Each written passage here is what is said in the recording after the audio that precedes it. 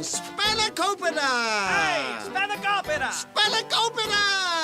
Spanakopita! It's the ReviewAnew podcast, y'all. I'm DJ. And I'm Will the Greatest. And this is the podcast where we typically take a second look at our or your favorite pieces of media, be they albums, movies, or TV shows with the Boondocks, where we're looking at doing a series, you know what I'm saying, a recap episode by episode of that show, exclusively available on the Patreon, on the podcast at patreon.com/rapcritic. Get with it, act like you want it. If you want to hear this exclusively and all the other stuff I'll be doing first, as well as if you want to make requests for albums or movies for me to review, head on over to kofi.com/rapcritic, where for the rest of Black November, assuming that this episode comes out then, because time keeps on ticking when the next fucking thing needs to get done. But yeah, if Black November is still upon you, you can definitely still get those requests in for reduced prices, you feel me? But yo, look, I'm chomping at the bit to get into today's fucking album. But oh yeah, before we do, yo, let the fine people know if they enjoy your commentary, where they can check your stuff out at.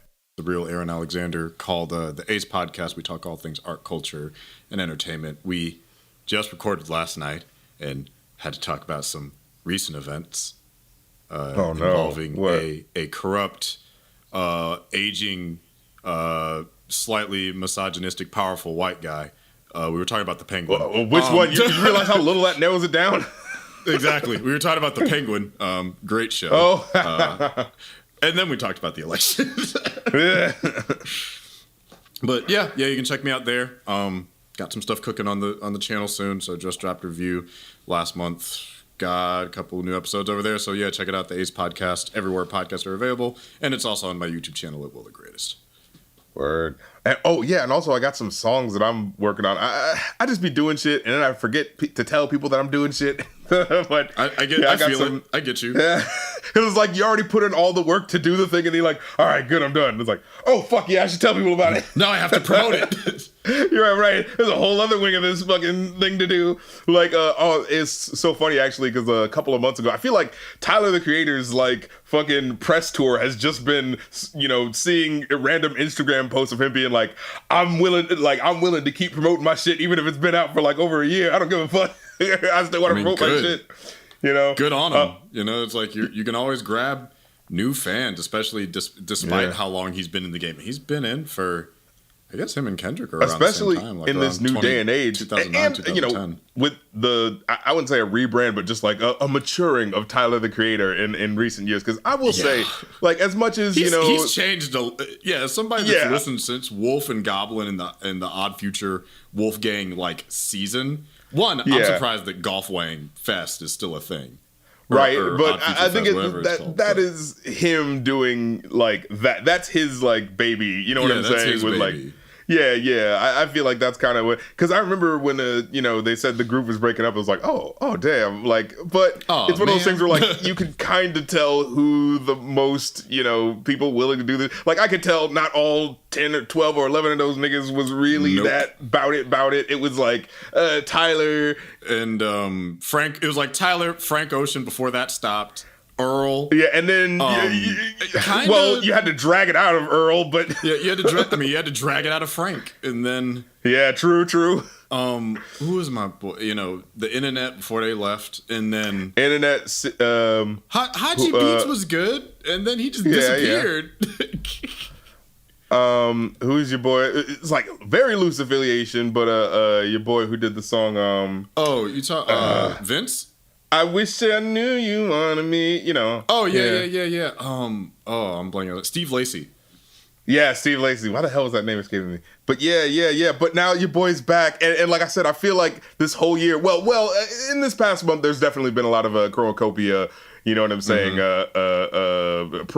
promo and stuff of that nature. But I feel like all this past year, I've just been seeing like, inspirational interviews with Tyler the Creator telling you to, care about the process of your art and really like dig into it. It's like, yeah, you're right, Tyler. We still gonna see about that album when we hear it though. But you're right. Like points were made. Okay, all right. Yeah. Regardless of what you think of the quality of the art, the dude spins some shit. And also, like I said, like I still, it's hard for me to get into the early Tyler, the Creator shit. It's one of those things where it's just like, I get the creativity and all that shit, but I just don't want to hear it. You know what I mean? It's just like, all right. It hasn't aged well, especially with him. It's like, he's one of the few artists, I guess, that kind of gets a pass for using the F slur because he is queer, but because, it still feels egregious. But it's like, I don't know, it's just like it's like using your talents in, it's like the person that's way too powerful and the energy just kind of seeps out their body in like really unruly, destructive ways. It's like he was really that's what it is. I never thought that he was. Yeah, I never thought that he wasn't like talented and clearly like had a like a creative edge to him that he was really trying to exploit. You know what I'm saying? But there was a little bit too much edgy boy. Yeah, it was just too much edgy boy shit for my taste. Yeah. Yeah, it's like I'd never recommend anybody go back and start with like Goblin or Wolf, either of those. Like, don't start at the beginning of his discography unless you're intentionally doing like an evolution of him as an artist. You got to start with at the minimum like the third album, Scumfuck Flower Boy, or Cherry Bomb. I'd say Cherry Bomb. You know? It's like I'll give you Cherry Bomb like that. I don't think that was his best. I honestly think like the best shit is Call Me If You Get Lost, the Igor. Yes. You know what I'm saying? Like, that's where Cherry it's just like, when the shift started and he kind of matured. That's right. Up. And even still, that's like the last decade. Like Bastard, Goblin, Wolf. I don't recommend those. If you're going back, it is very much indicative of a time of like just that generation of art, like that backpack rap era. And I will say, I do think, because I think there needs to be a balance, right? Like, there's nothing wrong with being edgy to a certain extent. I just think there needs to be like more of a balance than I feel like he put in at the time, where it was because of course he's fucking 19, 20 or whatever the fuck, you know what I mean? Yeah. So it's like, you could just kind of hear the unpolishedness kind of like, still kind of in the way of really being able to like enjoy it for what it is. Because it's like I said, it would just feel like, it just felt too puerile, amateurish, you know what I mean? In a way that's just like, no, I get it. Like, you know what it is? Like, I don't have a problem with Eminem at his best. I have a problem with Bizarre at his worst, and they're both essentially doing the same thing, but one is clearly more clever than the other. You know what I'm saying? And with Tyler, I felt like and then while there certainly were clever parts, it just felt like it was never enough for me personally, to be like, I'm gonna keep listening to this track after the next track after the next track. You know what I'm trying to say? Like, it's just like he is somebody that I think like, despite his very laissez-faire, don't give a fuck attitude, I think he is very particular and deliberate about what he does. He definitely cares. Yeah. It's like he's like, when it comes to his art, and that even goes into like some of the themes in some of these tracks, like he does take it seriously as far as like his expression. So it's just like, at the time he cared about expressing himself in a way that wasn't mature, because his personality was he didn't give a fuck. Which is fine, because like I said, he is fucking 18, 19 at the time, right? Just to keep that in perspective, it's like, what the fuck do you want him to do, right? Be the most responsible asshole in the world, Like, yeah, like it was very reflective of his personality at the time. It is competently well made and executed. It's just very unsettling music. That's what makes it hard to recommend, because it's like, oh, you're using your powers for evil, I see. It's not like it's not like Kanye West's recent bodies, where I know that he's talented, but he's not really working at his best. Tyler, I feel like, has always fired on all cylinders in whatever era. It's just like he refined himself over time, because he's like, well, I was young and wild and don't give a fuck. And now by the time we get to, what is this, album 6, 7? It's like all this time. It has to be 7, because the first 3 were the early ones, and then Cherry Bomb, Flower Boy. This is 8. So this is the 8th album. Call Me If... Oh, Jesus Christ. Yeah. So it's like, as long as he's been around, 10, 15-ish years, this 8 project, it's like, it's good to see the artist evolve. And wait a minute, how old is Tyler, the Creator? Isn't he like 30, 32? He's a little old. He's 33. He's 1 year older than me. So he's a couple years older than me. So So hold on. So yeah, I'm not even gonna give an excuse to that because like he was around the same age and he was putting that shit, and I remember being like, this feels infantile, even for like I mean, being at that age.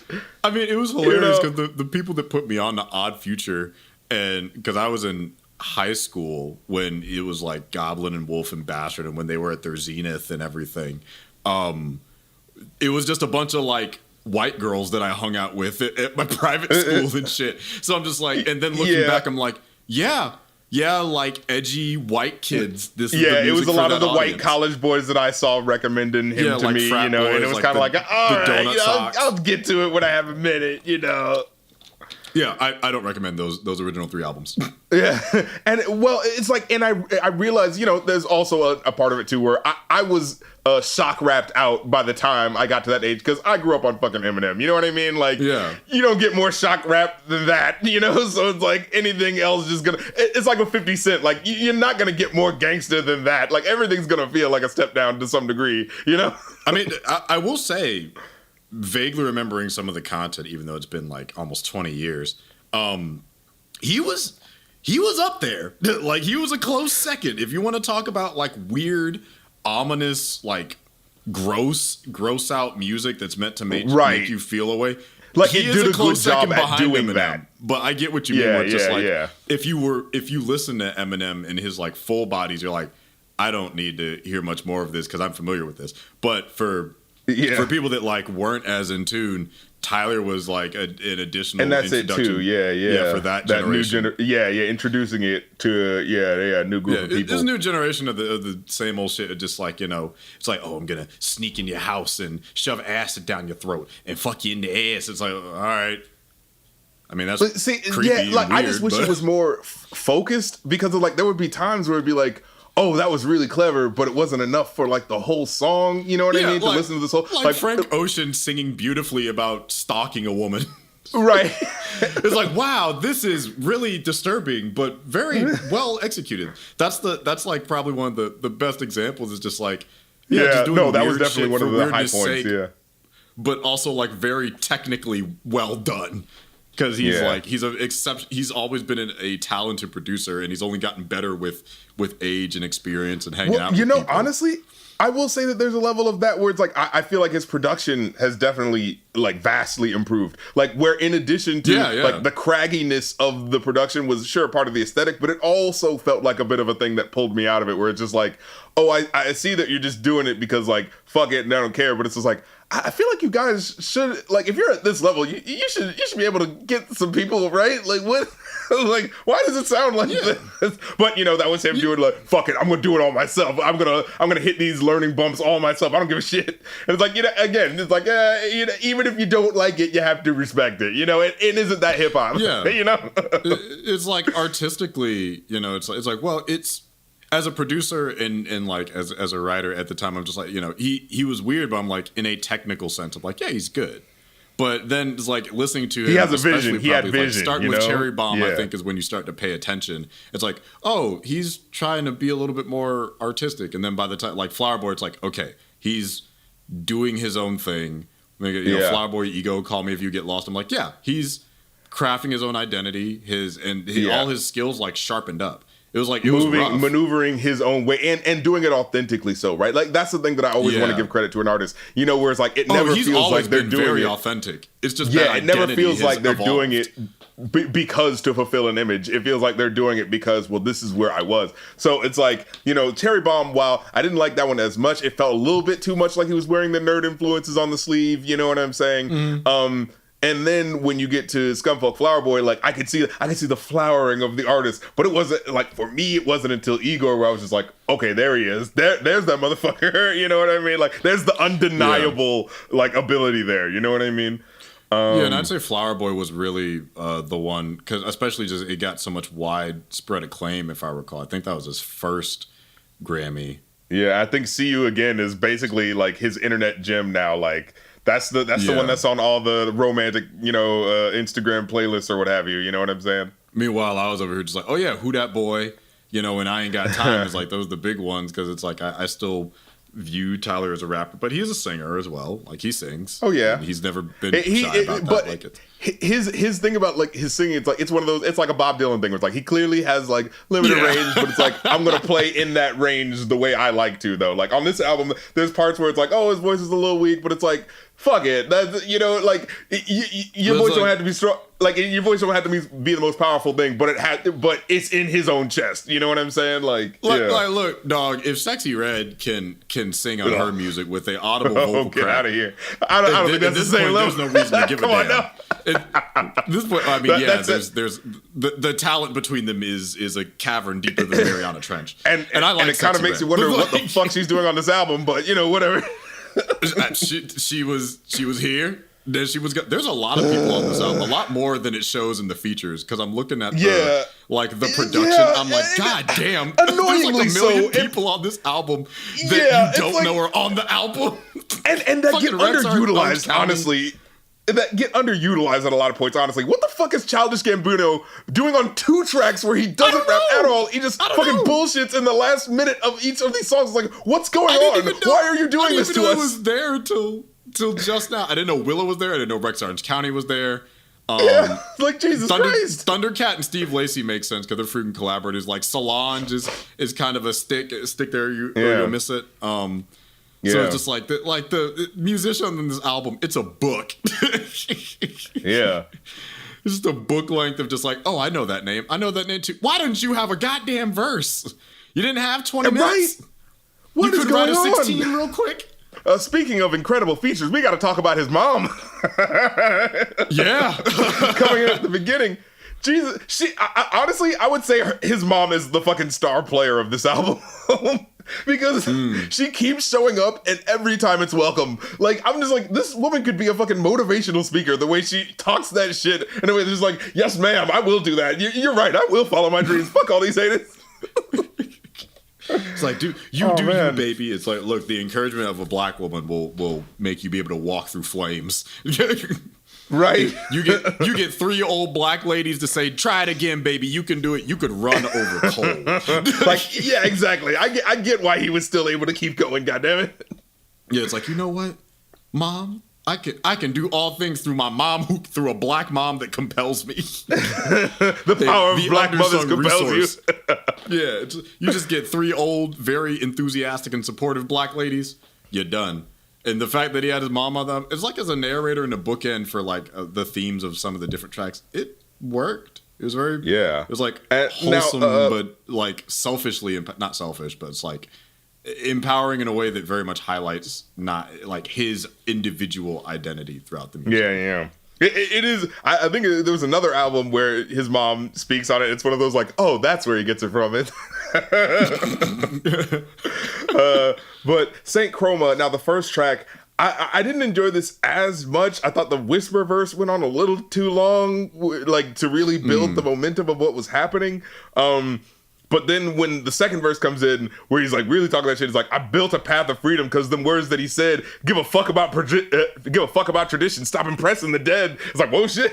Like he is talking this shit. There's a lot of dope single lines in here. Yeah, I mean, I can see where it come from about the whisper. If I'm like nitpicking, I probably would have preferred it slightly earlier, but I think having Daniel Caesar's vocals kind of cut it up.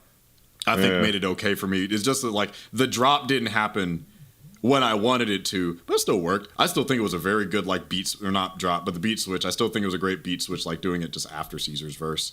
It just didn't come like as soon as I thought it was going to, but.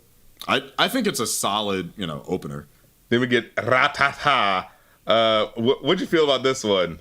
The beat was great. Yeah, I thought this one was the ramp up. Yeah. Yeah, like it's like it was a soft enough start, and some praise I can give to the whole body.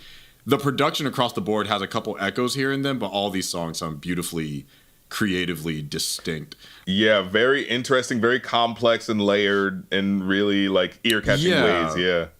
Yeah, they all do different things, but I like Ratata. There are a couple, I'm trying to see which lines it was. There are a couple lines that like actually made me laugh.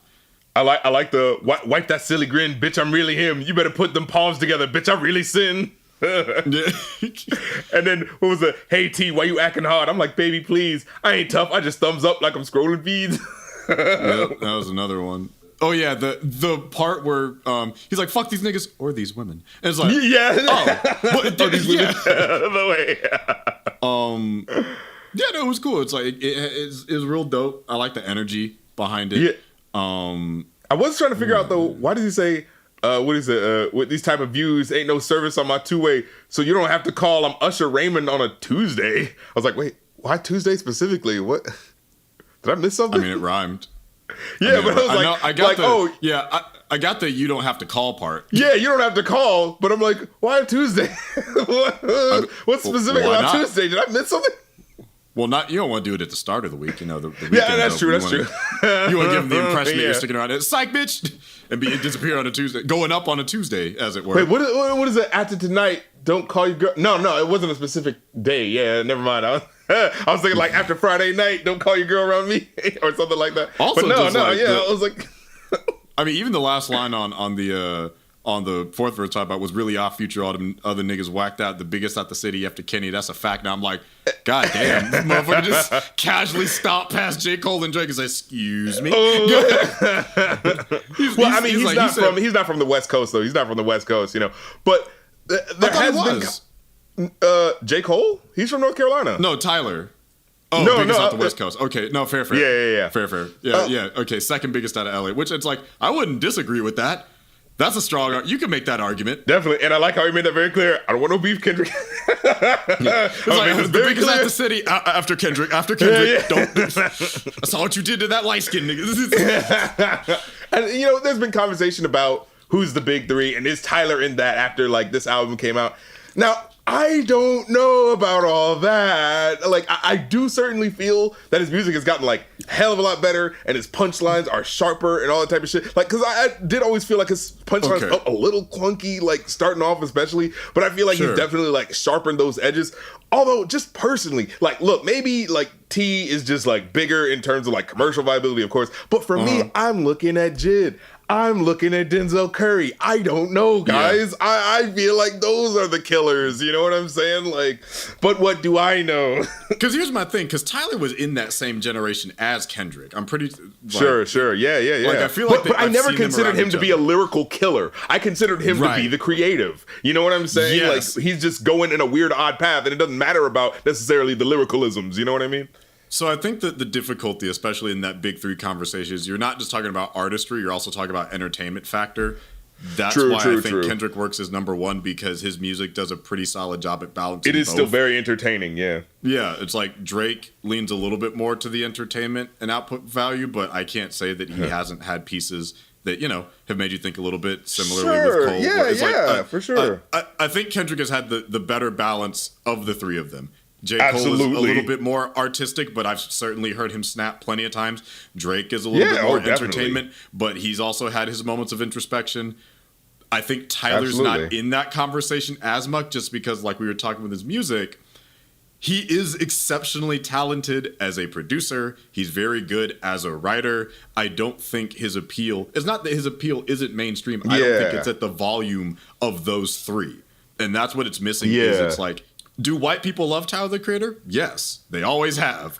Is he big with rappers and hip hop heads as well as music nerds? Yes, he has been pretty consistently. He's in I put him in a similar class to Vince Staples. If they really wanted to, because they're such individual artists, if they wanted to run the game and actually put some stiff competition up, they could, but I don't think they care too much about the entertainment portion. I think they're 80% artist, 20% if they fucks with it, cool. Yeah. I think those numbers are a lot closer with Drake, J. Cole, and Kendrick, where it's more closer to 50-50. And that's what puts you in the big three. You have to have a more even split. Yeah, I get you on that. Moving on to the next track, because I like how the transition kind of happens at the end of the previous track. It was like, I'm paranoid now because niggas really bums. I'm paranoid now because niggas weird and they really bums. And then as the cut into noise. And I fucking love, people were kind of like not sure how to feel about this track when it first came out, but I actually really enjoyed the thing in a different language where you're just like, what the fuck is happening right now? It's like, I thought the rap verse was starting, but like, is someone rapping in another language? Which it looks like, is it Nigerian? Is it? I think because it comes from this track from the 70s. Yeah, Nyanja. It's a Zambian. It's from a Zambian band called Mbuzi from the 70s. Yeah, but yeah, it's like, I mean, I think the sound fits when you look at the lyrics. I'm like, oh, this is a song about like fucking anxiety. Yeah, it makes sense. Yeah. It has this stressful ass beat. I like how it's minimalist, but still, there's just enough to really like keep the motion driving. Yeah. And the track is essentially about him, like you said, about him just being paranoid about everything and, not really being able... And that's, again, what I like about him. When he makes a song, I feel like he's making this fucking song, and it's about what's really on his goddamn mind. He's not just doing like I need to make a song about how I'm paranoid, so I'm just going to say a bunch of generic shit. Like, no, he actually sounds like, oh, fuck, I really don't know if I should trust anybody. What if someone's going to fucking kill me? What if these motherfuckers are just like, just trying to get at me just because they want a piece of the fame? You know what I'm saying? Like, all that type of shit. Yeah, it's like, who do I trust? I got to look over my shoulder if I'm out in public. Yeah. It's like, damn, there's all this shit to keep up with now that I'm famous. But it's like, but also, it's like, I don't hate being famous, but it definitely has its, like shadow, right. Someone keep watching. And it's interesting because, like, I remember, the 911 lonely songs where it's just like, I'm so lonely. I don't know. Maybe someone call me. I just kind of feel alone right now. Someone like, check on me. I'm sad. Yeah. Which that does come up later in the album, too. True. But now there feels like a bit of like, no, I don't want motherfuckers around me. It's like, matter of fact, I think I'm good. It's like, you know what? It was like, I thought about it. Y'all motherfuckers are crazy. I don't want to deal with this. It's like y'all already got me. It's like, look, I'm from Southside, so I already know what it's like to look over your shoulder, and I don't like that. Yeah, with the loop around the block, eyes glued to the rear view, rather double back than regret hearing pew pew. Yeah, and then what was it? So, his mom comes on this track again, but because I just wrote that real quick. It's like, God damn it, his mom's always coming in with the gems. Like I said, the star player of the album. Oh, I'm saying it's like, that's the top support right there. But were you talking about the second verse? Talking about like, no cameras off, please. I want to eat in peace. Don't want to take pictures with you niggas or bitches. Right. Shot with 419. LL do that to you. Where you from, nigga? Who ya? It's like satellite screenshots, paparazzi, NDAs, privacy. It's like that whole opener for like the next verse. I'm just like, yeah, that's why I'm like, oh, this sounds stressful as a bitch. I like that line. The NDAs, like privacy. I got better shot at the NBA. I was like, oh shit. But yeah, and the left shoulder, right shoulder, left shoulder look. That was a nice little, what I'm saying, bridge breakdown. And then you get Darling I, which, first of all, it starts off with his mom saying, whatever you do, don't ever tell no bitch you love her. If you don't mean it, don't tell us. And it's like, what? Okay, you said don't ever tell bitch you love her. Yeah, and then you're like, but if you don't mean it, just don't say it. It's like, okay, where are you coming down on this, Tyler's mom? It's like, Miss the creator. Miss mother creator, mama creator. Mother creator, no. Mother creator. I was just thinking, like, whenever you referring to someone's mom, you always got to say that Miss the last name. Mrs. the creator. Miss the creator. Yeah. This is definitely an interesting one. And one of my key takeaways, where is it? Yes, this is where I think the album really starts to fire on all cylinders with a track like this. A very clear concept. Like the previous song, definitely good. What did I rate that? Yeah, I gave that a 4, which is like definitely a solid track. But like Darling I was where it's just like, okay, now we're really getting, a peek into the mind now that he's had a chance to relax and really think about it. You know what I'm saying? Yeah, like him talking about monogamy, that shit is not for me. One option for everybody. Don't you lie to me. Too many rules. I'm too curious to try to be hiding things, feeling shame, build inside of me. I'm like, did he just come out as poly? This motherfucker's too real right now. I'm like, that sounds, especially just with him talking about, so how can I get everything from one person? I'm at the altar, but I'm still searching. Yeah. I'm only human. If it ain't work, things change and nothing stay the same, I believe. It was like, oh, Yeah. no. But then the complexity of it too, right? It's like maybe letting go is a beautiful thing, perfect for the time being. Y'all ain't do nothing wrong. Life is short, but forever is so goddamn long. You know? I like, and then like I like alone time. I'm on my own time. Yeah. Like he's being so just. It really does feel like we're seeing every layer. This black man is validating his feelings, and we are getting every piece, every facet of that. You know what I'm trying to say? Yeah, especially just like at the end of that verse talking about, but when that or gray this hair black finally person, come, this black person, I don't want to assume his gender. That was another based on thing. what I'm he just says like, later. there's a leitmotif in several of the songs of him talking about, I'm that nigga or that bitch. I'm like, Tyler.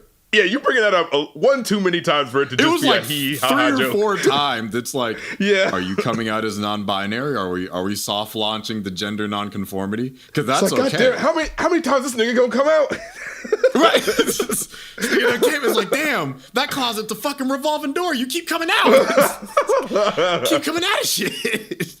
But you know what? Live your truth, boo. Live your truth. I'm all truth, here baby, for boo. it. Look, I'm here for the dark skin, non-binary, polyamorous artist. Yeah. It's just like, this is just Janelle Monáe with extra steps, but like, Right. but and then what he says, wait, was this the I think he's just kind of talking at the end where he goes like, everybody's different, and it's not just sex. I get different things from different people. I don't want to explore too. Have those moments and experiences. I don't own you, and it's not fair just to be stuck with me. It's like, the way he just kind of comes back at himself is like, and I don't think that would be fair if I had to, inflict myself on one person for the rest of I'm not their gonna make life. you suffer with me. Yeah, I've heard my music. I know what I am. It's like, look, I know me. I've spent plenty of time with me, and sometimes I hate me, so I'm not gonna force that on you. Tizo's vocals were very good here. Yeah. More people need to. Here's the thing: I've never heard like bad vocals from Tizo Touchdown, and his album was pretty darn good. I need more people to talk about Tizo Touchdown because he's working hard. The first time I heard him on something, it felt weirdly mixed in a way that, like, me, I'm not usually a guy who, like, gets on mixes as badly, but it was, like, the first couple times I was like, wait, what's going on? Is this, like, what he does? But then every time after that, it's been like, no, sorry, it just momentary lapse and, you know what I mean, judgment there, we good, It was just one slip. But yeah, like I remember listening to his album from last year, I'm like, perfect. It was good. And this has been popping up on, I think he was on Lotto's album. I want to say he was on Glorilla's album. I think it's like this is probably like his third or fourth I think I remember hearing him on Lotto. Feature of the year, and I'm just like, Lotto, another artist I think needs a little bit more love, man. Look, I was hating on it because she did the beep, beep, boop, boop, boop, boop, the sample that everyone is going to be able to get a cheap hit from, you know what I'm saying? I was like, all right, like, what's this? But then when I actually, like, fuck with her, like, listen to her other stuff, like the Sugar Honey Iced Tea joint, I was like, okay, she got something. Wait a minute, don't sleep. Yeah, the album was like, not to derail, but it's like, I liked Lotto's album. It was good. I was surprised. It was a pleasant surprise. I'm like, I wouldn't have expected a body of work from Lotto to have some replay value to it. Okay. Yo, I'll say it. I think her lyricalism's a little tighter than Megan Thee Stallion. Like, with Meg, I feel like she has more personality, maybe more like, like sharper attitude. But her Meg lyrics is very always consistent. Felt like, you can always bet on Meg to be like a strong contender, but Lotto definitely got a couple surprises Lotto's got out these of me. punches. And like, Meg always feels like every 7th rhyme doesn't actually rhyme. You know what I mean? It's just like, what was that? But it also is kind of funny because like I think what helps Meg a lot is she's she has a very likable personality. She's very much a girl's girl because she was on the remix of one of the songs, and I'm like. And I thought it was a good feature. So it's like, it's funny because it's like, Lotto had a good body of work. It was so good that everybody's bestie, Meg Thee Stallion, decided to hop on the remix. Oh, of course. And look, it's all about the girls, you know what I'm saying, spreading the love around. You know what I'm saying? I'm all for it. I'm all for it. It's like But, I'm going to still put my bid in for the top contender. I feel like, Lotto don't get the tippity top love in the same way, so I'm just throwing that. I'm just putting that energy out there that she, people should definitely check out that album. It's a solid body of work, even if we haven't given it a thorough discussion. It's like it's a solid piece. It's good. Like it has some solid like replay value. I liked her album certainly. Let me see. Then we get Hey Jane, which Jesus Christ. Just when I thought the last two tracks are like, yo, this is where Tyler, okay, I'm gonna love this. Is my new favorite Tyler song. Oh, this is my new favorite Tyler song. Oh, this is oh no. Like, this is my new saddest Tyler song. It's like, hey, it's sad and not creepy. Oh, that just makes me sad. Yeah. Oh no. And good Lord, the way he lays into the specifics, like I said, you get every facet of the emotion of this song that's essentially about, like, you know, them being, they don't necessarily have the abortion yet as far as, well, you hear later on the album, it kind of makes it clear what happened, but, like, in this song, they're still in the middle of, like, trying to figure it out, and, like, I don't know, and it's not, like, I like how it, like I said, it gives you complexity. It doesn't necessarily, like, it starts from his verse, you know, essentially going, like, oh man, I hate that I did this. I hate that I, like, you know, stuck you with this, and now you have to decide whether or not you want to fuck with me for the rest of my life. Like, right. You know, and I know I'm too young and I'm too fucking stupid to be doing this. Like, and, you know, but then he goes like, but hey, Jane, who am I to come bitch and complain? You got to deal with all the mental fit and the physical change, all the heaviest emotion and the physical pain, just to give the kid the man's last name. Man, fuck that. In the background, he's like, man, that's dumb as fuck. And then, and it's like, oh, and then, you know, because he's getting to the bone of, like, hey, you know, if we are to do this thing of, like, you know, hey, we're gonna have this child, but it's like, wait, we don't fucking know each other, and if we were to be establishing this relationship, it's gonna be like, you know, I get that feeling of like we're lying to our kid, right? To be like, oh yeah, this is what our relationship romantic is. Backstory that we had, even though we really didn't fuck with each other like that, outside of fucking with each other like that. Exactly. You know what I'm saying? And so it's like, like I said, it gives you all the complexities of that emotion. And then just when you think he's fucking done, because he gets to the end of the verse and he goes like, he says, you know, or maybe it is, maybe it's not, just not yet. Maybe this is a blessing in disguise, not a regret. Look, Jane, it's your choice at the end of the day. Just know I'll support you either way. No pressure. And I'm thinking that's the end of the song. And then you get, hey, T, we got the news and I forgot how to breathe. And it's like, oh, whoa, we're getting it from her perspective. I'm like, oh shit. So like, I love this feeling of the, man, we just got this heavy ass verse and we're only halfway done.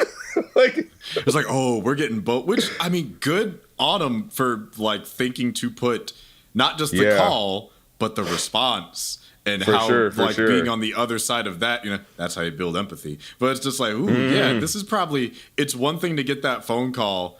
But at the end of the day, it's like, you know, even like you said, it's like, well, you know, I support your choice either way, you know, your body, do your thing.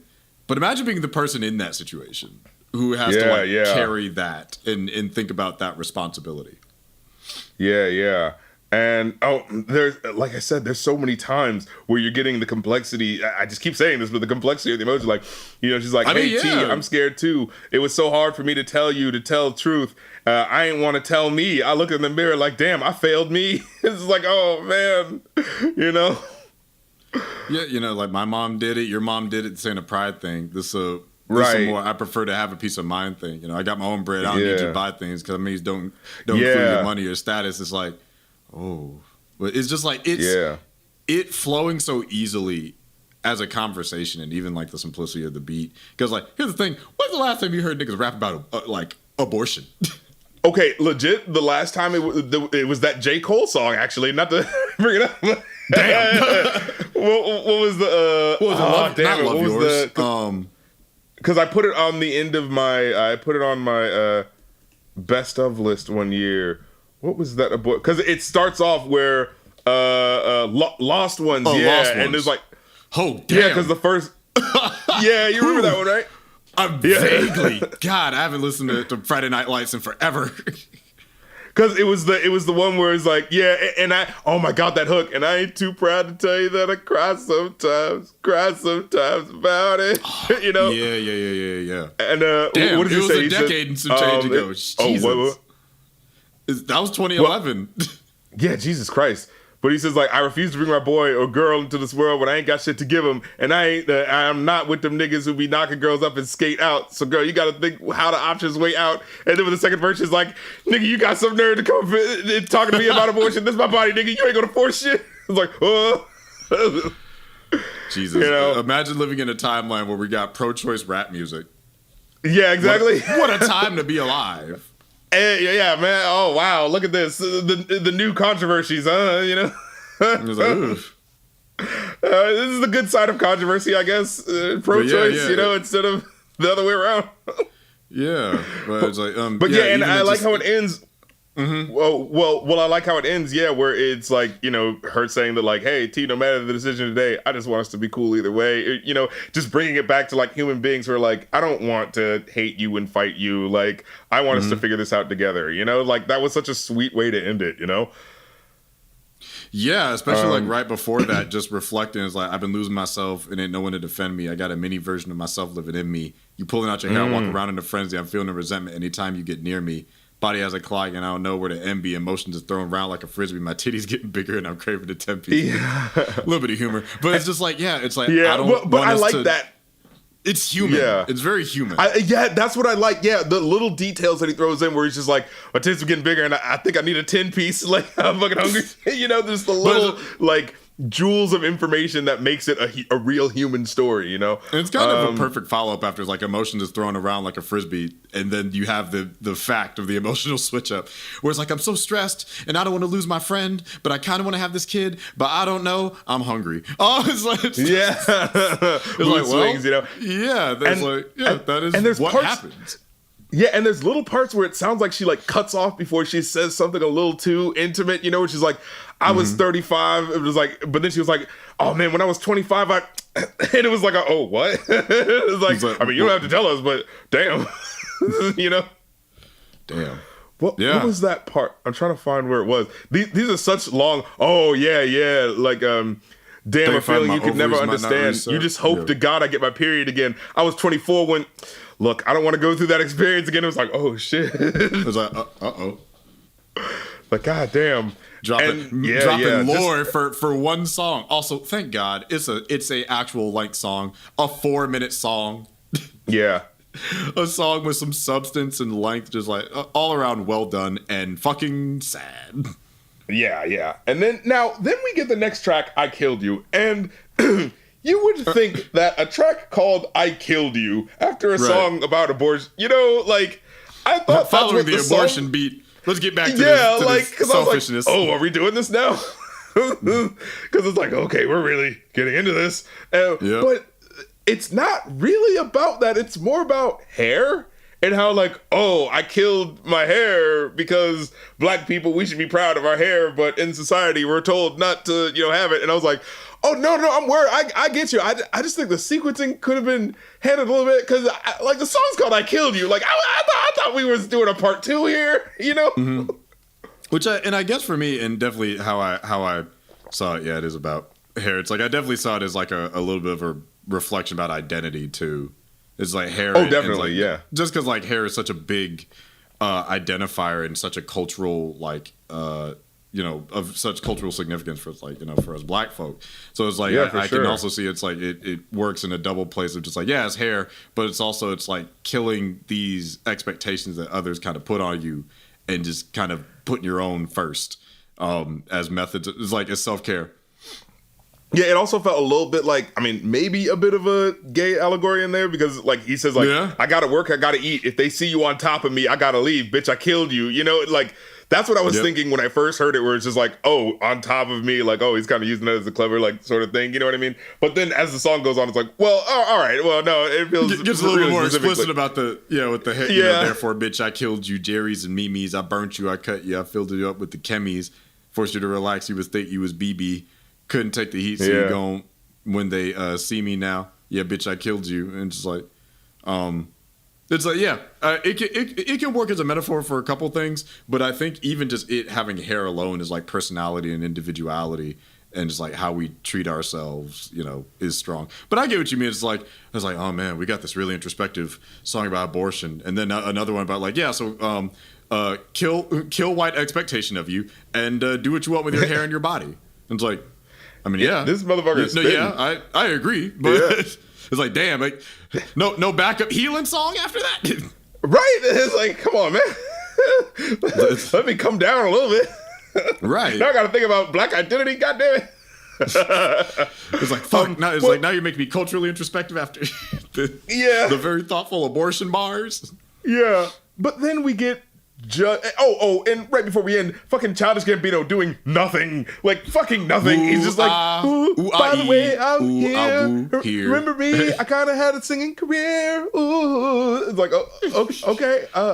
Anyway, you might as well have just not showed up. You raised my hopes and dashed them accordingly, Childish Gambino. Like, have they done a song together ever? I don't think so. Like where they both have verses. I feel like I would have remembered at this point. I feel like I would too. Like I know Logic's done a song with Gambino.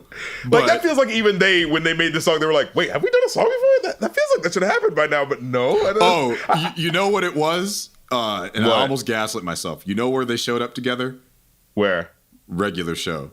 That's what I remember. Oh! There were those rappers on Regular Show with MC Light. That weird time capsule of history. Yes, that's when it happened, and that's why it feels like that's like it has to have happened. God, it's like I swear it happened. On a fucking Cartoon Network show. Yeah, when they got in a rap battle with Pops. But yeah, no, fucking Chance and Childish Gambino have done 2 songs before. Tyler got a song with them. Bewildering, because they're in damn near the same pool of talent and same genre. Yeah, creative weirdos who represent blackness in their own way, man. Yeah. But yeah, then you get Judge Judy, and things fall off a little bit here for me because I'm like, okay, are you really building the whole hook off of just I don't judge Judy because the girl's name happens to be Judy and. I don't judge Judy. Ain't nobody done it before. That's what he said. He's like, he was probably just like, it's like Judy. He was probably watching TV. He was like, Judge Judy. No, I won't judge Judy. I got it. Somebody open up the booth. I got it. Yeah, it's like, yo, Judge Judy ever hears this song, she's gonna fucking freak. Judge Judy somewhere just like, hey. Wait now I don't understand this young man. What is he talking about? Body rubs and bondage and cream pies. What is that about? Any cum is now a fetish. What does he mean by that? God damn, freaky ass song. Like the chorus wasn't sexy enough to be like, why are these lyrics so fucking explicit? Motherfucker Gambino's on this song too. Yeah, that shit pissed me off. I was like, bitch, so he's not gonna get a freaky verse? What the fuck? If you don't get the rapping about kids, I know. God damn it, get my goddamn belt. Get your ass in that booth and fucking rap. I'm not here for oohs and ahs, bitch. I'm not here for 50 Shades of Create. If you don't get the pen and the pad out, I hate when a rapping nigga don't rap. Oh, it make me mad. Ooh, on 2 tracks in a row, nigga. When I see Andre 3000's name on a fucking rap album these days, I just like get the fuck out of here. Don't even fucking waste my time because I know he's not rapping. Pulling that flute out his back pocket. I know, like, yeah, it's a boy. That's it. You about to pull that flute out. It's like, it's about to be a feature, all right. Featuring this flute. Yeah, sure. You okay? My breath control over this flute. That's what you're gonna be hearing. There's my vocals right there. But it's like, they said Andre about to float. No, Andre about to flute. You heard him wrong. He about to flute. Oh shit! No, god damn it. But that said, that album wasn't too bad. It wasn't too bad. It was a solid album. No, it was very peaceful. It's a nice, relaxing yoga album. Yeah, and I will say, I thought it was interesting because the song titles, we actually just recently did a live stream, and if you would like to request a live stream, that's kofi.com/rapcritic, where we got them figured. No. Plug. Yeah. Listen to the album, it was interesting how the song titles, for the most part, directly inform what the song sounds like. Because it was like, there was one track called yo, this one time I was in Hawaii and I turned into a panther and I started purring uncontrollably. That shit was weird. And if you listen to the track, you actually can hear what sounds like a low purring sound. And I was like, oh, okay. So it's actually matching the track to, what's happening. You know what I mean? Gotta love the mind of artists, especially. Yeah. Yo, what was that one song? Pussy rolls off the tongue better than vagina. And that one sounds real smooth and soft. That's the one you need to throw on the playlist. You know what I'm saying, for the ladies. This is certainly opposite of scaring the hose music. You know what I mean? Yeah, which is enticing the hose music. That was that album. Yeah, pulling the hose music. But it's funny to think that Tyler just made a song that could probably pretty easily be blasted at Pride. just hilariously so. And it's just like, yeah, so here it goes. So anyways, I know we got that. Is like, I know we had some interesting discussions here about abortion and black identity politics, but let's get to the real shit. I'm nasty. But I'm trying to fuck. Hope you don't judge. Hope you don't judge, Judy. How about you? Why is that the hook? Why is that the hook? Like the whole hook is because just nobody's done it before. Have you ever heard anyone like, with Judge Judy as like the bar? Sometimes you take a line and run with it. I wrote something last night and I said, I'm so out of pocket you can't even fabric. Look, sometimes you got to take the bar and run with it. He was watching Judge Judy. He's like, Judge Judy. He was probably having sex. He's like, man. They're fucking with Judge Judy on? Yeah. Hey, look, those cases are interesting. Yeah, he probably stopped and was like, dang, that's really wild that they're about to get divorced over that pet goldfish. Judge Judy. Probably pulled out his notepad, took a note, was like, I won't judge Judy. Kinky sex? Question mark, question mark, question mark. Call Gambino. Sex song? Call Gambino. Folded his notpad and got back to it. Yeah. I just didn't want to make sure I didn't forget that. Yeah, it's like, my ADHD be fucking with me. You good, babe? I'm good. I needed to write something down for later. All right, let's get back to this crazy kinky sex we're having. All right, put the strap back on. Put the strap back on, Doshi. But then we get Sticky. Oh, and fucking I love this fucking song. I was hating on this at first because it felt a little too simple for me. And also it was just like, why the fuck do you have 3 rappers on here with not even 16 bars between the 3 of them? Like, what the fuck is going on? You get a line from each of them. They weren't overstaying their welcome worth a damn. He said, I'm cutting you off before you say something weird.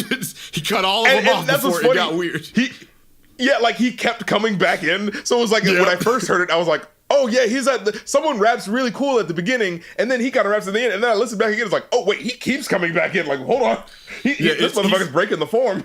He's very much like snatching the microphone back. It's like, he's like, and he's back to me. No, that's hilarious. He's like, he heard them rap, and he's like, nah, give me that back. All right, let me spit some shit. I think this is the first one time we get the non-binary bar. He's like, nigga, give a fuck about pronouns. I'm that nigga and that bitch, which I've been saying privately for a while, just because it's still funny. I like just like the instrumentation and how it evolves. I fucking love, because it starts with like that really ominous whistle. And his delivery is very like hype. Yeah. And then the chorus comes in. And you hear like the girls in the background. It's getting sticky. It's getting sticky, you know. You get the chorus from the girls, and then it's like knock, knock, knock, knock, knocking at your door. And I'm like, it's a setup, because they're bringing in that classic table beat. And then it going all the way to the fucking the marching band. The fucking Howard U band, you know? Yeah.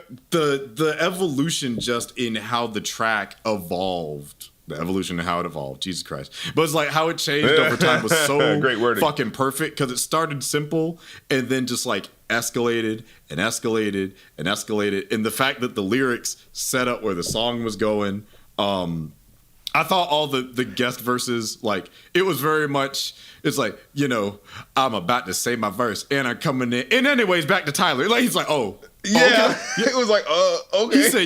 He said each of y'all get 4 lines, bitch. don't try no sneaky.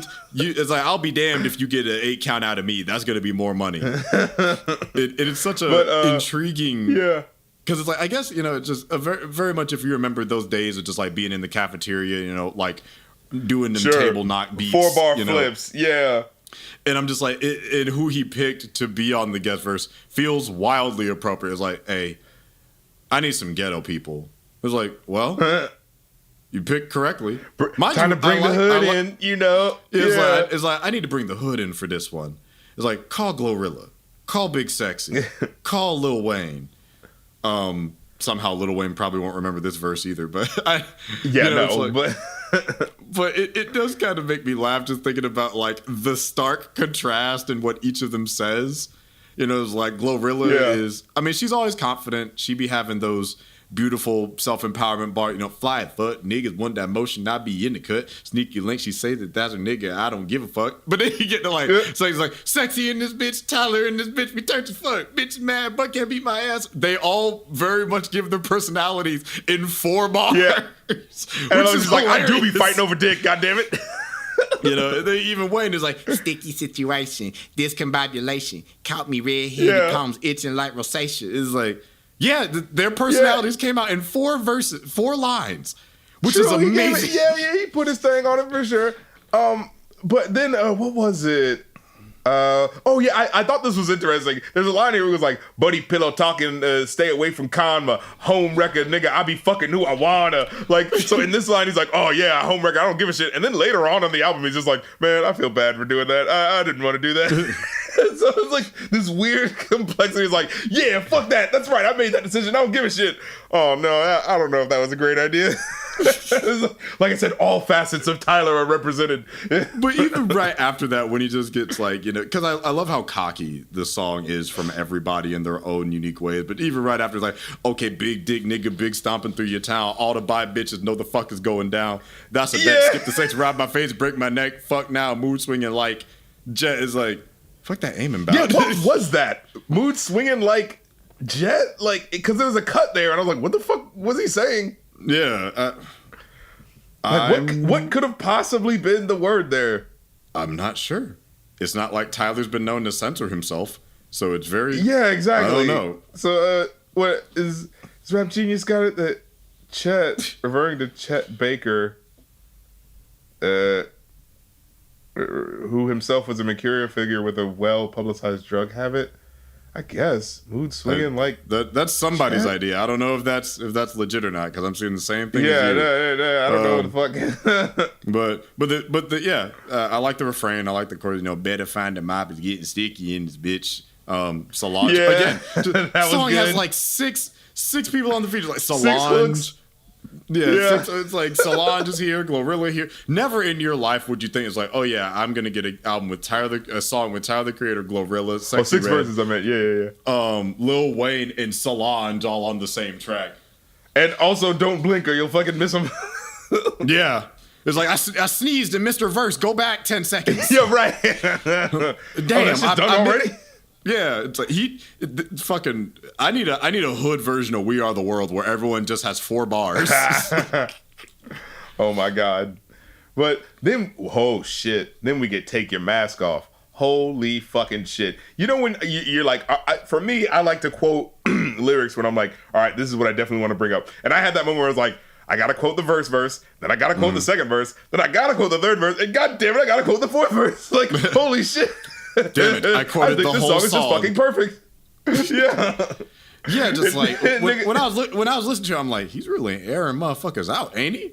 Yo, when this fucking album rolls out, the source will be forced to make the quotables a 3-page fold-out. A good kid find home, mom and dad in the pit, a little middle-class money every Christmas legit, family trips, Ivy bound, and one day hit the switch. You ain't want to be seen as a bitch, because it's like, you just... Look. And that's what I love about that verse. Like you didn't let them know you don't like them.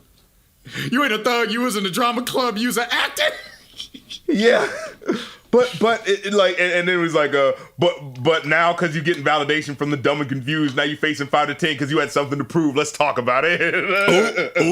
Look, the way this man went in, and like just like I said, the way he's going to like. Yeah, most dudes who are like acting all hard and trying to do the most for all this shit, like usually they're like if they had a nice, place to, live, if they was really like, getting the loving from their mom that they were, you'd be a soft boy, you know what I'm saying, going to the acting class and being a good kid, but you feel like you got to be hard because, the life you live in, and this is where it leads to, you know what I'm saying, like, or no, wait, I was trying to remember what. Because it seemed like at first that was what he was saying. But yeah, when he says that bit, it does feel a little bit like he's saying, is this a dude who's a wannabe thug and like is going hard and doing that shit? You know what I mean? Like I was trying to figure out. I definitely got the vibe of like wannabe thug who got in way over his head.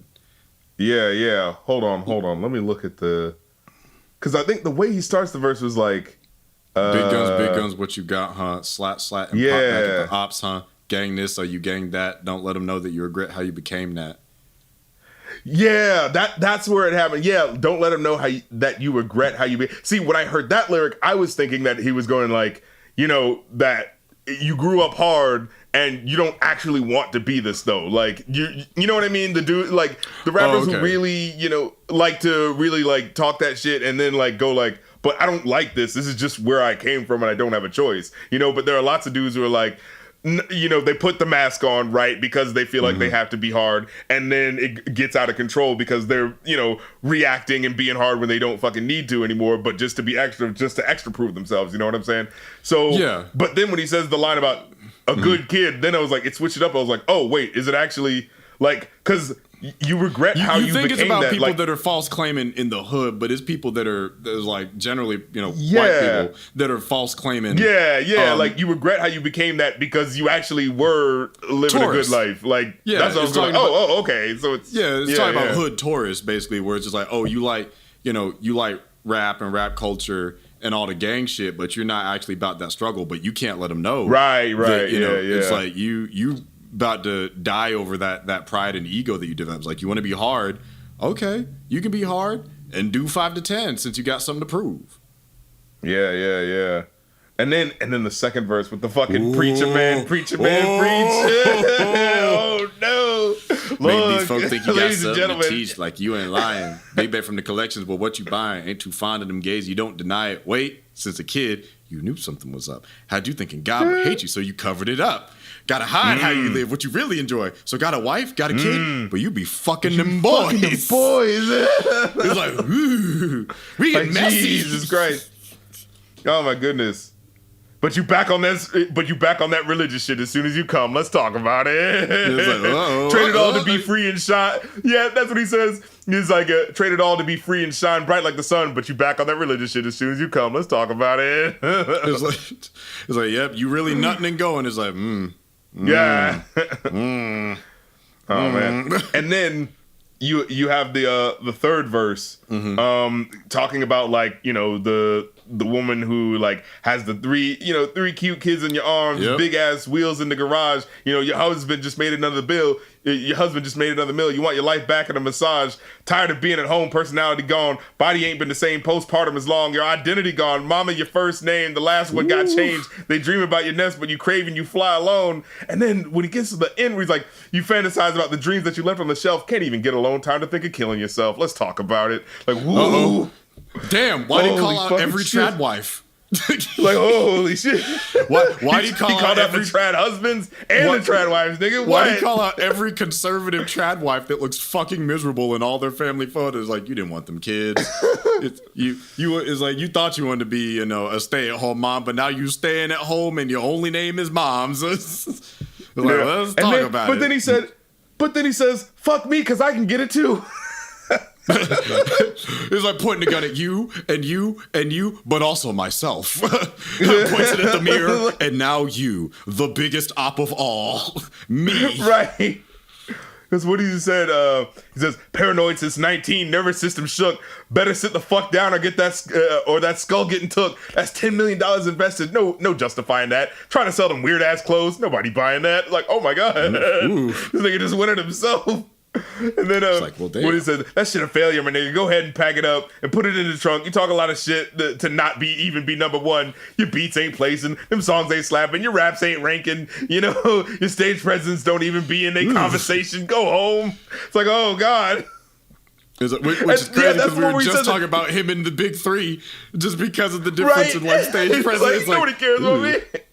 It's like fuck. It's like it's like fuck the tourists and fuck the trad wives and fuck the preachers and most of all fuck me. It's like whoa. Yeah, hold like on, man. Shit. This nigga really give it to anybody. Anybody can get it. Anybody can get it. Include me. I'll put this gun in my head right now. Like, whoa, relax, chill. But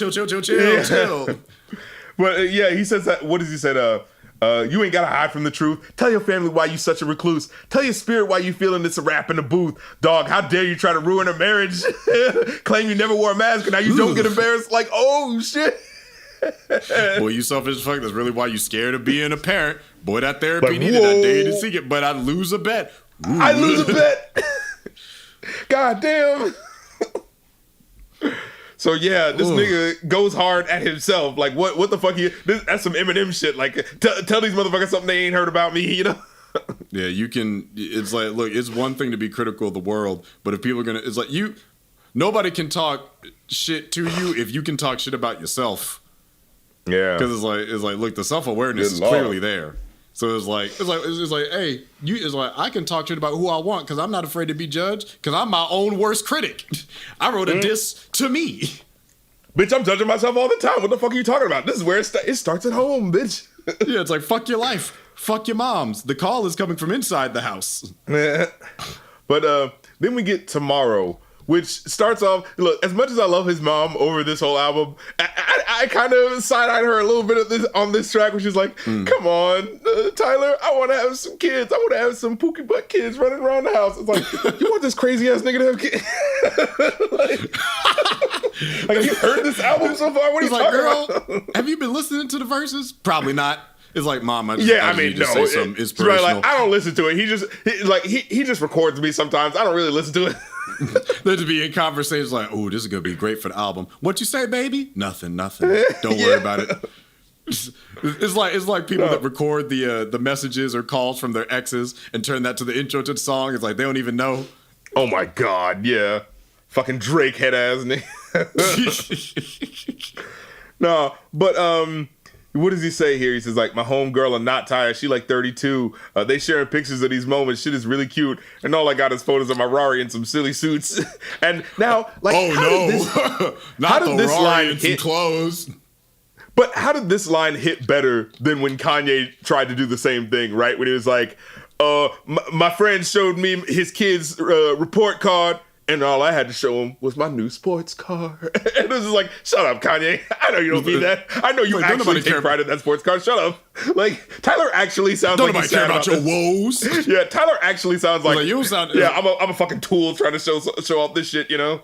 Yeah. It's like, oh, they got good grades. All I have is this very expensive, completely paid off sports car and free endorsements. Man, life is tough. It's like, but you have the real joy. You get to put that shit on the fridge. I don't. All I have is this incredibly expensive Rolex. I don't believe Kanye. I believe Tyler when he says this, you know? Right. But then you get Thought I Was Dead, which, you know, at first, like, I feel like it mostly works. It just the sentiment of, like, yo, them niggas thought I was dead. Like, just because, you know, Tyler, that nigga's you stay out the way, you know? Yeah, I mean, it was good to hear Schoolboy Q again. I think the last time I heard Schoolboy Q came through with a pretty solid verse, yeah. Yeah. It's like he's such an interesting, like, middle of the road rapper because he's not bad. Absolutely, he's an average. He's the average guy rapper, you know. He's nice as a middle of the road rapper. So him being here, it's like, oh, it's good to hear that you're still, you know, hey, you're still doing that rap thing. Good for you, man. I'm glad that's working out for you. You know, it's good. Like, I'm glad you're chasing your dreams, dog. I hope that works out. And he brings personality to it in a way that, like, is a little awkward, but, like, it was like, well, all right, but that is him. He would be the one to say some fucking shit like this. Yeah, that is him. Yeah, like, what was that one line where he says, how you walking out the party with your butt pierced? Shit, I'd rather play golf till the check clear. Niggas turn 35, now they out here. Niggas rolls or the Roy trying to program. I was really outside with the dope man. Now I really got M's nigga, no chance. I want to be seen in your bromance. I want to be seen in your bromance. It's like, you know. Raise his eyebrow. Yeah, exactly. Saucy Baka bars, you know. It's like, I don't want to be in your bromance, nigga. But I just, like, it's one of those like oh, he's being a little kind of like queer joking, but like at the same time it does feel kind of like the personality of him being a guy who's just like, nah, I really don't fuck with these niggas. I'm getting my money and getting the fuck out. Like, what the fuck are you talking about? I ain't just trying to be out here, nigga. Like, I'm not just trying to hang out with shit like this shit is cute. No, nigga, I got my money. It's time to bounce and play some fucking golf. What the fuck? Like, I ain't gotta fucking prove myself to you niggas. You know? He's like, I got shit. He's like, you niggas don't sign my checks. Right. I'm getting this money and leaving. I'm going to my house with my family. Fuck y'all. So honestly, I feel like Schoolboy definitely understood the assignment for a track. Yeah, them niggas thought I was dead. Like, where the fuck you be at? It's like, I'm not dead. I'm getting this money and staying in the crib. That's what I'm doing. Right. You know, even how he started, you know, swear I burned 20 M's, 2018 is like, yeah, I shouldn't have spent all that money. I'm still making money. Yeah. But I shouldn't have spent all that money. But then he, but like, I thought it was kind of awkward the way, because like, Schoolboy Q's verse fits, and I remember at first feeling like it felt weird for the hook to be like, them niggas thought I was dead, because I was like, wait, is that what it's really about? But I realized it's because that little bridge that happens that kind of like doesn't really relate, where it's like, packed in, goddamn, that dream, never seen a nigga with a fucking cap game. If a nigga think he gon' get brat me, I was just like, what was that there for? Like, you know, it just felt like, no, it's that gunshot. Get to the hook. Yeah, it just felt like, get to the hook, because that actually relates to what's happening. Like, hey, look, I'm in the way, but out the way, you know? Them niggas thought I was dead. It's like, them niggas thought I was dead. And yet here I am. Which, like, time blindness has hit me so hard when this album dropped. I'm like, sorry that I get lost or whatever. Didn't that just come out? And I'm like, no, it was the extended version. The original came out in 2021. I'm like, God damn, it's been 3 years? Oh, for fuck's sake. It felt like it was last summer. I'm like, I could have swore that was last summer. I'm like, Jesus Christ. Yeah. But no, what does he say? He says, what's the word? Oh, yeah, it's like, white boys making this shit and y'all mad at me. Y'all can suck my dick. Like, it's like, I tries to be out the way. I like the farm with the lake. I like some truth in my space. Y'all niggas friendly and fake. That's big bro. How when y'all met yesterday? He's like, I don't like coming around you, hoe. I will not knock at your door. Just me, that's what I said. Trav, these niggas is fed. Me, I'm over here. These niggas thought I was dead. This is the way you're just like, yeah, no, I don't give a fuck. I'll hit you when I got something to say. And then other than that, I'm fucking over here. You can think I'm dead. That's fine. Yeah, like, that means you'll leave me alone, you know? It's like, did you not hear the song earlier about me feeling really anxious about motherfuckers following me around? I'm minding my business. Exactly. I'm not dead. I'm just quiet. Yeah. Leave me alone. Then we get to Like Him, which, you know, I actually, like, it was like, at first I felt awkward. Yes, because, about this one. Okay, his mom ruins and, like, beautifies this track by the end. Because at first she's like, oh, man, you know, she's like, you got that nigga's body, you got his long arms, you got his fingers and shit, you got his flat feet, his big dick. And I was like, whoa, Tyler's mom, I don't want to hear you talk about that. Hey, yo, hey, pause. That's one of the few times I'll say pause. Like, hey, pause on that. That's your mom's. No, it's getting weird. I didn't need to hear your mom say that about you. Wee woo. Yeah, right. Authorities. And so if we could just cut that from the intro, then this song would be fine. It's like, you remind me of him from your feet to your meat. Huh? It's like, whoa. You heard me. I don't want to think about this. Maybe she was gonna say disc, like spinal disc. Maybe that's what she was going for. Yeah, sure. Yeah, he's got a big spinal disc. Sure. Yes. But he's very skinny. You can see his spine.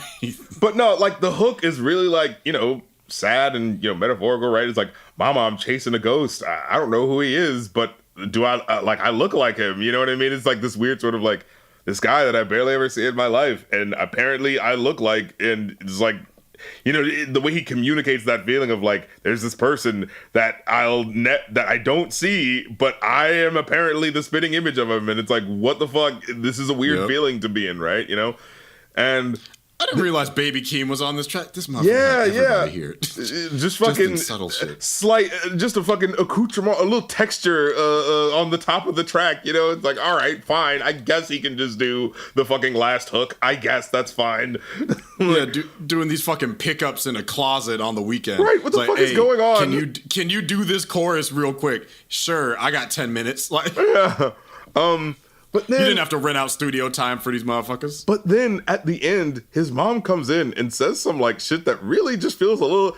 It's that sort of like, you know, it's that like, I feel like we're looking too close at the sun with what she's saying. She was like, hey, It was my fault, not yours, not his. It was my fault. I'm sorry. You know, like, he wanted to be there for you, and I'm sorry, I was young, but he always wanted to be a father to you, so I fucked up, and I take ownership of that, of my choices and my decisions. I'm sorry for that. He's a good guy. Don't hold it against him, please. It was my fault, just so forgive me. And I was like, holy fucking shit, like, what?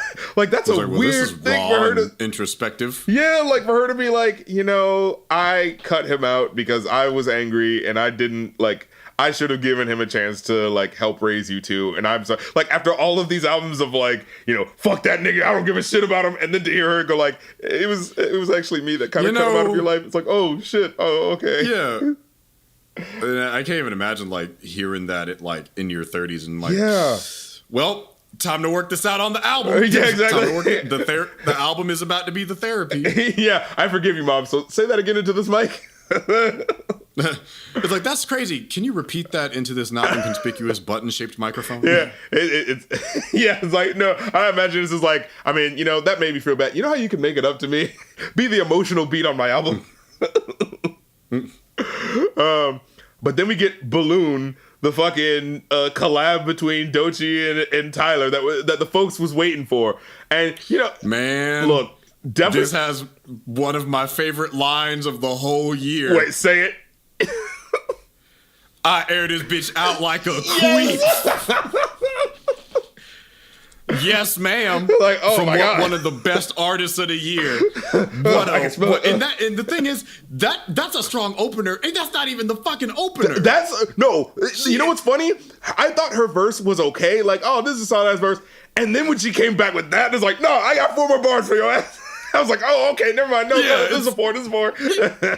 The intensity. Her starting out, I know I skipped past Tyler. It was like, all right, what a swamp is. Flies bitch up in the room. I need a cock pick. I need some PETA for the pussy. They want the croc print. Finna air these DL niggas out the closet. It's I'm a bi bitch, but I need that pussy now. If he is gay, then I'm gay and we're now. It's like, oh, well, goddamn.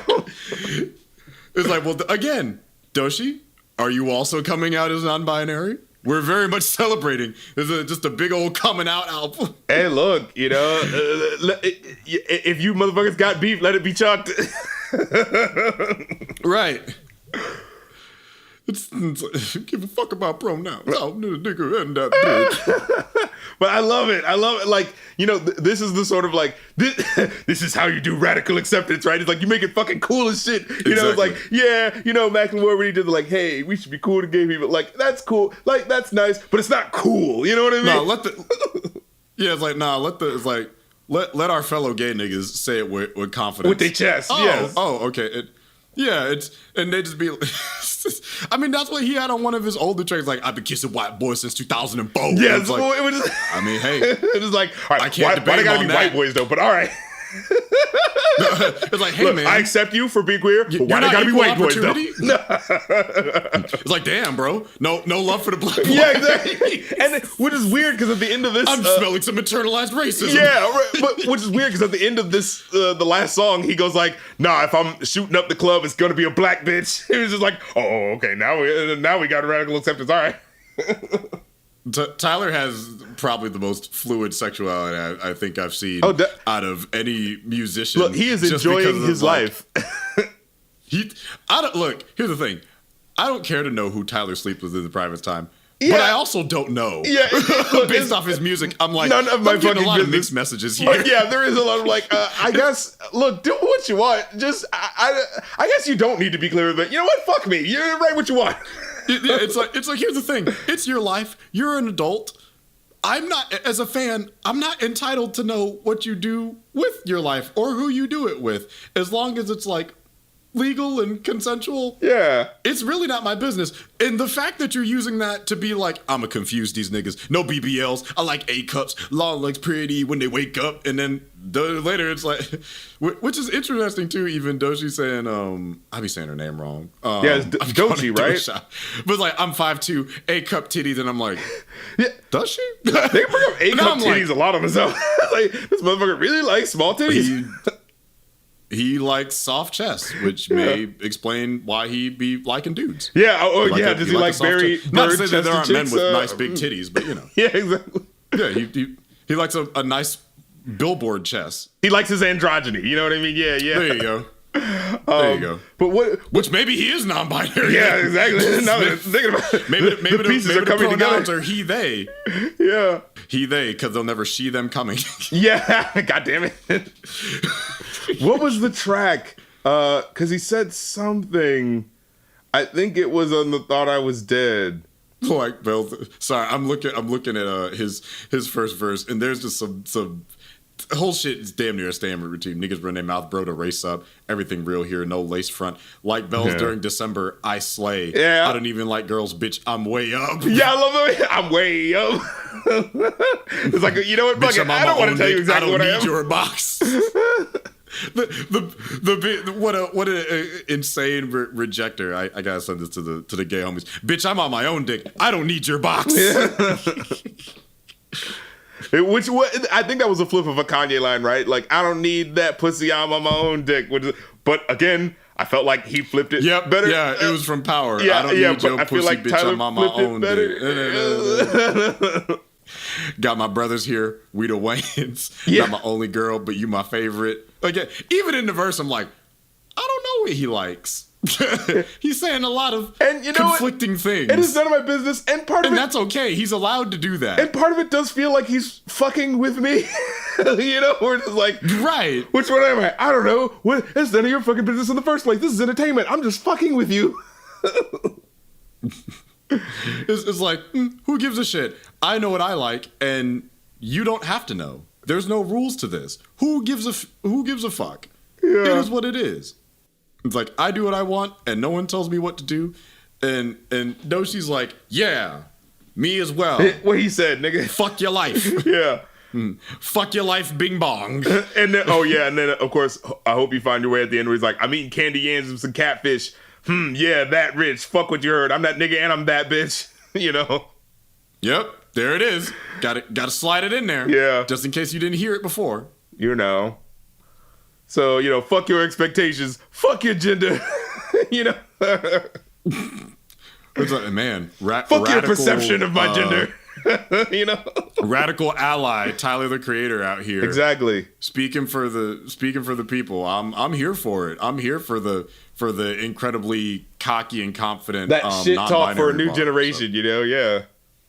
Yeah, we need that. I need my the LGBTQs to be out here and be aggressive with the shit. And we need that shit to make these niggas uncomfortable. Make these niggas uncomfortable. It's like, okay. Yeah, and what, nigga? Yeah, it's like, like, you gonna do something, nigga? Yeah, you better enjoy some radical acceptance too, or else you got something to say. Yeah, it's like, I need like the Lil Nas X's and the Tyler Creators out here for just being aggressive with the shit. I need, like Janelle Monáe was, they just be doing it with the love song. It's like, hey, I'm about to have motherfuckers scissoring at the pool party. Look, and niggas are gonna be making out in the corner while we're making ribs. It's like, oh, okay, cool. Yeah, remember At least I know the vibe. Remember Lil Nas X? It's like Lil Boozy was trying to give him some shit on Twitter, and he was just like, nigga, you better shut up before I kiss you. As Lil Boozy always does for some reason. Like, that was the most Bugs Bunny ass shit ever. Like, yo, nigga, you better shut up before I kiss you. Because for some reason. Make you kill yourself because you questioning your. I'll make you question your sexuality and then kill yourself. I can't be gay. Lil Boozy about to burn his lips off. Just Lil Nas ran into like, mwah. No. Then I kind of like, no, I shouldn't like it. I might have liked it. I'm not sure. Now I gotta go to therapy for this shit. Oh man, but turns that cartoonish shotgun around. Exactly, like I said, fucking Bugs Bunny these niggas. Yeah, Tyler the Creator is very much the Bugs Bunny chaos agent of the rap game. Absolutely. I don't know his gender. I don't know his sexuality. All I know is that sometimes he is very sad and alone, but he's also rich. Yeah. So, and also the fact that I'm asking is like, it's none of your business. I can say what I want. Like, you know what I mean? At the end of the day, this is just your entertainment. I may be going through some shit personally, but you don't need the answers. I need the answers, but you don't need them. I can just fuck with you. Yeah, because here's the thing. This whole album could have been a lie. Yeah, exactly. But it's well made. It could turn out he's actually asexual and he has never had sex with anyone. Like, it's all just fucking with you. And even that, it's just like gaslighting. I'm a romantic asexual bitch. Like, I didn't want anybody. I just thought it was funny. It's like, I like men. It's like, I like men and women. Or do I? Maybe. Maybe not. Has anyone had sex with me? Yes. Or no. It's like, is this the new version? Like, is this the next level of Eminem fucking with people? Like, you know what I mean? In how people in the 90s were fucked with when they listened to his shit, I mean, it would definitely be more effective, I think, than M&M's because everybody's so obsessed with people's like gender identity and sexuality Exactly. and fixate on it so much. So it's, you know, so there's like, I'm sure there's people who are like, well, who is Tyler the Creator dating and fucking? We will never know. Yeah. The closest we got was that weird situation with Gerard Carmichael where he's like, you know, I wanted you. That's weird. Why would you tell me this on your TV show? What a strange thing to do. What? Me, Tyler the Creator, here. To make Tyler the Creator uncomfortable, you have to have said some very out-of-pocket, unusual Didn't that shit. also happen with Jaden Smith? I think Like, so. it like people will be weird to him, like, because I think Jaden Smith was like, "Oh, I love you, man. I fucking love you," and he's like, "Haha, why you doing that?" I fucking love you, man. Like in a gay way? Yeah. He's like, yeah. He's like, why'd you say that? No, you don't have to say Just that. the eyebrow raise of I can see Tyler the Creator just be like in a gay way? Yeah, like, Man. like he's like you Nigga, think I he don't would like be boys and then go kiss somebody on the It's lips. so Go weird. kiss a man It's like on the lips. it's like he reversed Uno these motherfuckers and made them be the weird ones. Like you think he would be the weird one? But yeah, I'm finding this article. Tyler the Creator responds to Jaden Smith calling him his boyfriend. Yeah, I remember that. And Tyler was just like, "Fuck you. All right." You know? Funny. I mean, the funniest shit is the interview with Billie Eilish of her calling different celebrities, and she calls Tyler the Creator, and he picks up with, "What up, gay man?" Wait, I remember. Yeah, so Tyler is like, This shit was so funny because it was like right before it was like Charlie XCX or someone's like, "Oh my goodness, love, how are you doing? It's so good to hear from you." And then immediately Tyler, "What up, gay man?" I'm like, well, if he's one thing, he's consistent. no, wait, now I remember. This was the specific thing that happened. Like, Jaden said, Tyler doesn't want to say it, but Tyler's my motherfucking boyfriend, and he's been my motherfucking boyfriend my whole life. It's true, Tyler's my boyfriend. And then, yeah, he later tweets, "Yep, Tyler the Creator. I told everyone, you can't deny it." And then Tyler was seen in the video laughing and shaking his head like, "Haha, you crazy ass nigga, man." It's just like, what? Imagine being gaslit by Tyler. Yeah, exactly. It's like, no one will believe you, Jaden. Gaslighting the public or Jaden? I can't tell. It's in a weird way because Tyler is such a secretive agent of chaos. You wouldn't believe it even if there was evidence. Right. It'd be like, that's AI. Yeah, right. It's like, Hey, here's a no, but picture of AI. Tyler the Creator kissing Ryan Reynolds on the lips. It's like, Oh my Yeah, that's God, he AI. could literally do that now. They He probably could made literally that just up. go like, yeah, fucking had a relationship with goddamn Chris Pine, and then he's just like, nah, that was just AI. Fuck yeah. Like Chris Pine will come out and It's like, say, what "I happens? love you, Tyler the Creator. I can't believe what you've brought into my life." He's just like, "Nah, that was just AI. Nah, I'm fucking with you." be pulling up photos of them on vacations like, "Oh, that's CGI, bro." It'd be like, yeah, I mean, that sounds plausible. I don't know why they would do that to Tyler the Creator, but yeah, I would believe Tyler on this. If he says it's fake, why would he lie? Meanwhile, he been lying the whole goddamn time. It's like, because the ultimate message is, it's none of your fucking business. Exactly. If I ain't fucking you, it's none of your fucking business. And even if he is fucking you, somehow it's still not part of your fucking business. Keep it to yourself. Keep your fucking trap shut. goddammit. Gotta have all these Sleep with motherfuckers Tyler all in our one night, business. wake up, that motherfucker gone at home. It's like, hey, I had a lot of fun last night. Who the fuck is this? Yeah. It's like, now I it's gotta me make a from the fucking bar. decision as to whether or not I actually, you know what? I'm gonna write a whole fucking song about how I'm poly and I don't want to fuck you. And I don't want to spend the rest of my life with you. I'm goddamn poly it. now, bitch. Yeah. Now say something. My life is it's like my gender fluid, my relationship status also fluid. Everything's fluid. Can't hold me down, nigga. And what? Oh, And oh, what? Tyler. That's Tyler. Oh god, he's. oh, that's Tyler. Da-da-da-da-da-da. These niggas is gay, but so am I. So. Or am I? Yeah, Yes, exactly. But also, It's like, God damn it. it's like I love me because I'm gay for myself. Like, Yeah, all right, I'm with you. I'm with the metaphor. It's like, yeah, and I'm also gay for these niggas, except for when I'm not. But sometimes, maybe. And it's like, So I think Yeah. he just wants us to stop asking. I think that's what he's trying to do. I think he's just fucking with you until you stop. right. It's like, well, eventually they'll be done asking. It's like, Tyler, who are you dating? Haha. You. Wouldn't that be crazy? Me, Tyler the Creator, dating, and just walk away. But yeah, ride that skateboard into the middle distance. Right. But okay, overall though, I'd give it a 4 out of 5. I think it's a solid ass album though. What about you? What would you say? I'd probably give it a 4.5 out of 5. I think I have no issues with it. It's just an incredibly strong body of work. There's some real strong pieces here that I think have some good replay value. All the bars are effective and creative. The production is fucking amazing, top to bottom. I would not put it past this to be in probably the top 5 of the year. Absolutely the top 10. Oh, definitely. Yeah. Possibly top 5. Like, I don't have anything to knock it down other than like maybe a little bit of replay value, but that's more so from the subject matter kind of floating track to track. Yeah. But individually, each track is pretty damn good. Yeah. It's just like, just my personal taste is really what's knocking it down, because it's like, would I see myself revisiting a good chunk of these? Yeah. I like the previous album a little bit more just because it's a little bit more traditional hip hop sound. But this is still like quality masterclass work. This is great work. I don't have issues with it. Yeah, I think there's some absolute gems on here, like covering subject matter that few artists have, like Hey Jane, Darling I. These are songs that other people have not made. You know what I'm saying? Like, this isn't like, oh, somebody basically made that song. Like, no, I don't think people make this song. You know what I mean? So him jumping out like that is really cool. There's like, I think Judge Judy is maybe like the weakest track for me.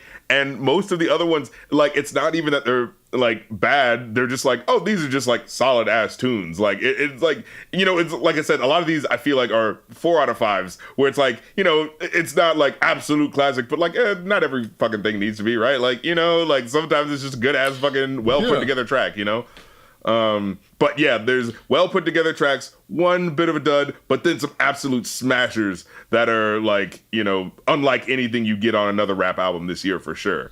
So, and even then, like, a dud from Tyler the Creator is still probably better than like 70% of what you'll hear on the radio. Absolutely. Like, as much as I was giving shit to Judge Judy, I still liked how the verses flowed. That was still kind of fun. Like, you know what I mean? Still creative. Yeah. Yeah, it's just like thematically and what it's like. And again, I didn't have any issues with it. It's just like that right after. It's just more of a sequencing thing. Yeah. I think where it's just like it could have been a throwaway, but I enjoy it for what it is. Like looking at it a little more. But yeah, I mean, it's just it's like a weak Tyler the Creator song is still a damn strong song. Like at your worst, you're still starting at like an 8. Yeah, his mid is what most, like him on autopilot is still better than most people trying their hardest, right? Like he's at that status, I feel. But yeah, overall, solid ass album. Definitely give it a listen. You know what I'm saying? You get the thumbs up, like we scrolling over here for sure. And I think that's all we got to say. Let's rippity wrap this motherfucker up. Thank you so much for listening. This has been the ReviewAnew podcast. Like I said, if you want to support the show, that's Ko-fi.com/rapcritic to make requests and Patreon.com/rapcritic to hear this and other exclusive shit I be working on, podcast episodes, new music that I'm working on because I'm trying to be a motherfucking creative Eliza person out this bitch. No, just because I love making music, because who's going to stop me? They can't stop me from getting in the booth again, bitch. Exactly. The only thing that can stop me is my bank account. Yeah, right. The money that I have to actually, you know what I mean, put things together. The only thing that can stop me is bills. Exactly, yeah. But until then, good people, this has been the ReviewAnew podcast. I'm DJ. And I'm Will the Greatest. And Cases real are cases, real The people. rulings Judge are Judy. final. Dun dun dun dun. This is Dun dun Judge dun Judy. dun dun dun dun dun dun dun dun dun dun. That motherfucker remixed that goddamn Beethoven's Fifth out the ass. Yeah, I was like, oh, wait a minute, Judy.